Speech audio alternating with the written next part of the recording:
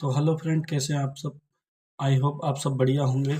हम लेके आए हैं आपके लिए एक शानदार कहानी, जो कि है विक्रम बेताल की कहानी। आइए देखते हैं कहानी। उस आदमी के हाव भाव देखकर समझ गए कि कुछ तो अजीब हो रहा है। विक्रमादित्य ने उसी समय दीवान को बुलाया और 1 लाख सोने के सिक्के देने को कहा। दीवान आश्चर्यचकित था, पर राजा के आदेश के कारण उसने उस व्यक्ति को सोने के सिक्के दे दिए। धन लेकर वो आदमी वहां से चलता बना, पर चलते चलते कह गया कि इस घोड़े को कभी कोड़ा मत मारना। एक दिन विक्रमादित्य उस काठ के घोड़े पर बैठकर उसका निरीक्षण कर रहे थे। उन्हें उस आदमी की बात याद न रही और उस घोड़े को कोड़ा मार दिया। तभी अचानक ही वो काठ का घोड़ा विक्रमादित्य को आकाश में ले उड़ा और समुद्र पार ले जाकर घोड़े ने विक्रमादित्य को एक भयानक जंगल में गिरा दिया। होश संभालकर विक्रमादित्य जब आगे बढ़े तो वह उस भयानक रहस्यमयी जंगल में खो गए। विक्रमादित्य 15 दिनों तक उस भयानक जंगल में भटकते रहे। भटकते भटकते उन्हें एक रहस्यमयी गुफा दिखाई दी। उन्होंने देखा कि गुफा के बाहर एक पेड़ है और 2 कुएं भी मौजूद है। पेड़ के ऊपर एक बंदरिया भी बैठी थी, जो कभी नीचे आती तो कभी ऊपर चढ़ती। विक्रमादित्य छिपकर सब हाल देखने लगे। दोपहर होते ही एक तांत्रिक उस गुफा से बाहर आया और कुएं से पानी लिया और उस बंदरिया पर छिड़क दिया। तभी वह एक बहुत ही सुंदर स्त्री बन गई। तांत्रिक पहर भर उसके साथ रहा और फिर दूसरे कुएं से पानी लेकर स्त्री पर छिड़का कि वह फिर से बंदरिया बन गई और पेड़ पर जा बैठी और तांत्रिक वापस उस गुफा में चला गया। यह देखकर विक्रमादित्य को बहुत ही अचंभा हुआ। विक्रमादित्य ने भी कुएं के पानी को जब उस बंदरिया पर छिड़का तो वह एक सुंदर स्त्री बन गई। उन्होंने जब प्रेम से उस स्त्री की तरफ देखा तो वह बोली, हमें ऐसे मत देखो, हम तपस्विनी हैं, श्राप दे देंगे तो तुम भस्म हो जाओगे। राजा बोला, मेरा नाम विक्रमादित्य है, मेरा कोई कुछ नहीं बिगाड़ सकता। नाम सुनते ही वह स्त्री विक्रमादित्य के चरणों में गिर पड़ी और बोली, हे राजन, आप अभी यहाँ से चले जाओ, नहीं तो ये तांत्रिक आएगा और हम दोनों को श्राप देकर भस्म कर देगा। विक्रमादित्य ने कहा,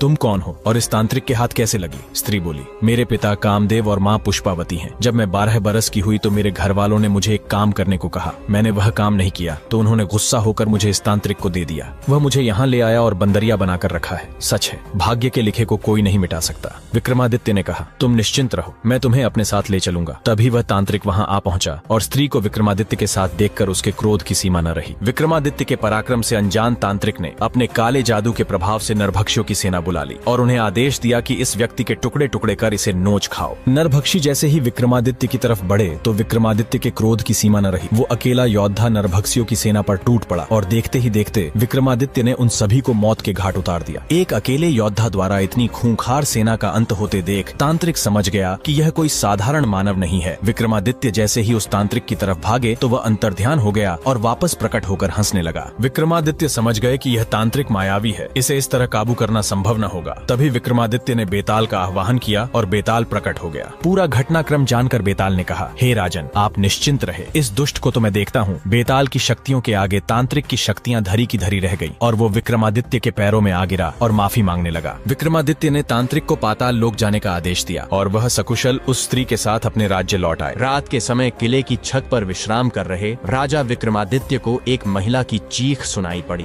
विक्रमादित्य तुरंत उठ खड़े हुए। महिला की पुकार सुनते ही विक्रमादित्य अपने घोड़े पर सवार होकर उसी दिशा में निकल पड़े। थोड़ी दूरी तय करने के पश्चात विक्रमादित्य ने देखा कि एक भयभीत महिला प्राण रक्षा हेतु चीखती चिल्लाती दौड़े जा रही है और उसके पीछे एक विशालकाय दैत्य पड़ा हुआ है। विक्रमादित्य को अपने समक्ष खड़ा देख महिला विक्रमादित्य के चरणों में गिर पड़ी और प्राण रक्षा हेतु गुहार लगाने लगी। विक्रमादित्य ने कहा, बहन, तुम राजा विक्रमादित्य की शरण में आई हो। मेरे रहते क्षति पहुंचाना तो दूर, तुम्हारा कोई बाल भी बांका नहीं कर सकता। तभी राक्षस जोर से हंस पड़ा और बोला, मूर्ख, तू बचाएगा इसे? अगर अपनी जान की सलामती चाहता है तो तुरंत यहाँ से चला जा। असहाय अबला नारी के बहते आंसुओं को देख विक्रमादित्य का खून खोल उठा, किंतु राक्षस अमर था। रक्त वर्णित आंखें लिए विक्रमादित्य उस विशालकाय दैत्य पर टूट पड़े। दोनों के बीच भीषण संग्राम हुआ। तभी विक्रमादित्य ने तलवार के एक ही वार से उस दानव का सर धड़ से अलग कर दिया, लेकिन उस मायावी राक्षस का सर वापस उस धड़ पर जा लगा। यह देख विक्रमादित्य विचलित न हुए और उन्होंने उस महादानव का सर पकड़कर एक पहर तक जमीन पर घसीटा। तभी मौका देखकर राक्षस वहां से भाग खड़ा हुआ। पीठ दिखाकर भागते हुए पर विक्रमादित्य ने वार नहीं किया और उसे जाने दिया। वह उस औरत के पास जाकर बोले, बहन, अब तुम सुरक्षित हो, वह दानव भाग चुका है। खतरा अभी टला नहीं है राजन, वह राक्षस वापस आएगा और मुझे ढूंढकर वापस इसी स्थान पर ले आएगा। विक्रमादित्य ने कारण पूछा। महिला बोली, मैं सिंहुल द्वीप के एक ब्राह्मण की पुत्री हूँ।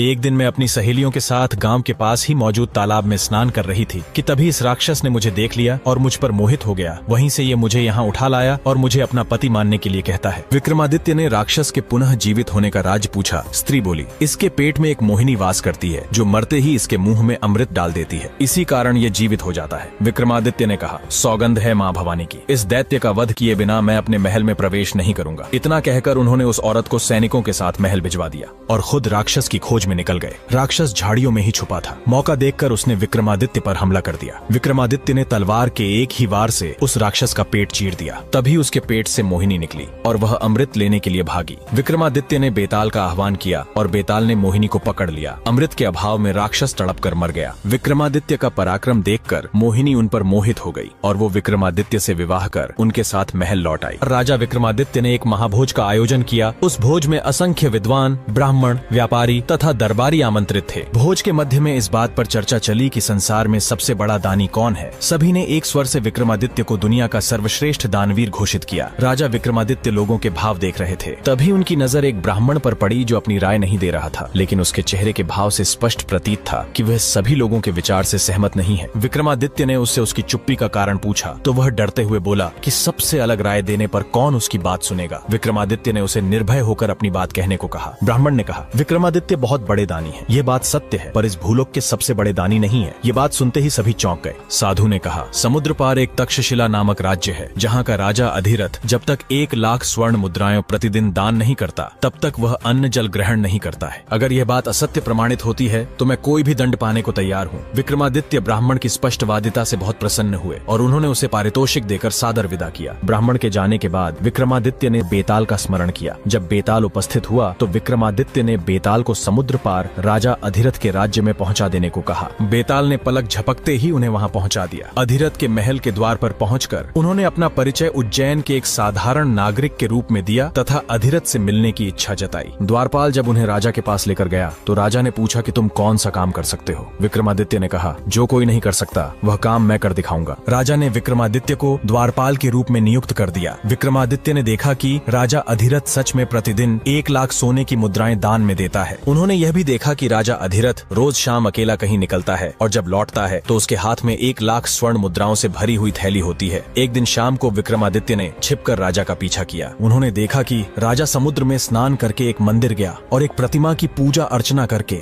उबलते तेल के कड़ाह में कूद गया। जब उसका शरीर जलकर भुन गया तो कुछ चुड़ैलें वहां आई और भुना शरीर कड़ाह से निकालकर नोच नोच कर खा गई और तृप्त होकर चली गई। चुड़ैलों के जाने के बाद प्रतिमा से एक देवी प्रकट हुई और अमृत की बूंदें डालकर राजा को जीवित कर दिया। देवी ने 1,00,000 स्वर्ण मुद्राएं अधिरथ की झोली में डाल दी और वह खुश होकर महल लौट आया। सोने के सिक्कों का रहस्य जानकर विक्रमादित्य नदी में कूद गए और स्नान करके मंदिर में देवी की पूजा की और तेल की कड़ाही में अपने शरीर का समर्पण कर दिया। तभी चुड़ैलें आई और विक्रमादित्य का जला भुना शरीर खाकर तृप्त होकर चली गई। देवी प्रकट हुई और कड़ाही में अमृत डालकर विक्रमादित्य को जीवित कर दिया। देवी ने विक्रमादित्य को स्वर्ण मुद्राएं देनी चाहिए। उन्होंने यह कहकर मना कर दिया कि उनके लिए देवी की कृपा ही सर्वोपरि है और उन्होंने 7 बार यह क्रिया दोहराई। 7वीं बार देवी ने कहा, बस करो, तुम्हें जो मांगना है मांग लो। विक्रमादित्य इसी अवसर की ताक में थे। उन्होंने देवी से वह थैली ही मांग ली जिससे स्वर्ण मुद्राएं निकलती थीं। ज्यों ही देवी ने वह थैली विक्रमादित्य को सौंपी तो मंदिर, प्रतिमा सब कुछ गायब हो गया। अब दूर दूर तक केवल समुद्र तट दिख रहा था। विक्रमादित्य वह चमत्कारी थैली लेकर चले गए। अगले दिन जब राजा वहां आया तो वह बहुत दुखी हुआ। उसका वर्षों का 1,00,000 स्वर्ण मुद्राएं दान करने का नियम टूट गया। राजा ने अन्न जल त्याग दिया और अपने कक्ष में असहाय पड़ा रहता। अत्यधिक अस्वस्थ राजा मरनाशन की हालत में अंतिम सांसें गिन रहा था कि तभी विक्रमादित्य राजा के पास आ पहुंचे और उनकी उदासी का कारण पूछा। राजा ने विक्रमादित्य को सारा हाल कह सुनाया। विक्रमादित्य ने वह चमत्कारी थैली राजा को देते हुए कहा कि रोज रोज कड़ाह में कूदकर आपको प्राण गंवाते देख मेरा हृदय विचलित हो गया था, इसलिए मैंने देवी से वह चमत्कारी थैली ही सदा के लिए प्राप्त कर ली जिससे सोने के सिक्के निकलते थे। राजा अधिरथ तुरंत भांप गए कि उनके सामने खड़ा शख्स कोई साधारण मानव नहीं है। उन्होंने विक्रमादित्य से उनका वास्तविक परिचय पूछा तो विक्रमादित्य ने कहा, मैं उज्जैन नगरी का राजा विक्रमादित्य हूँ। इतना सुनते ही राजा अधिरथ ने विक्रमादित्य को अपने गले लगा लिया और कहा, हे राजन, इस धरती के सर्वश्रेष्ठ दानवीर आप ही हो। कुछ दिन तक्षशिला नगरी में व्यतीत करने के पश्चात विक्रमादित्य ने राजा अधिरथ से विदा ली और सकुशल उज्जैन लौट आए। एक बार विक्रमादित्य के राज्य में एक खूंखार शेर घुस आया। शेर के आतंक से पूरे उज्जैन में हाहाकार मच गया। जब इसकी खबर राजा विक्रमादित्य तक पहुंची तो वह उसी क्षण अपनी प्रजा की रक्षा हेतु उस विशालकाय सिंह के शिकार हेतु निकल पड़े। जंगल में प्रवेश करते ही राजा विक्रमादित्य की नजर उस नरभक्षी शेर पर पड़ी। उन्होंने शेर के पीछे अपना घोड़ा लगा दिया। थोड़ी दूर पीछा करने के उपरांत शेर घनी झाड़ियों में जा घुसा। विक्रमादित्य अपने घोड़े से उतरे और उस शेर की तलाश में निकल पड़े। तभी अचानक पीछे से आए शेर ने राजा के घोड़े पर हमला कर दिया। घायल घोड़ा दर्द से चिंघाड़ने लगा। विक्रमादित्य ने शेर की तरफ बढ़ते हुए तलवार के एक ही वार से उस विशालकाय शेर को धराशाही कर दिया। घायल शेर वहां से भाग खड़ा हुआ। घोड़े के घाव से बहता रक्त देख विक्रमादित्य उसे पास ही मौजूद एक नदी के तट पर ले आए, परंतु अत्यधिक रक्त बह जाने के कारण घोड़े ने दम तोड़ दिया। जंगल में अंधेरा बढ़ने लगा, इसलिए विक्रमादित्य ने आगे बढ़ना उचित नहीं समझा।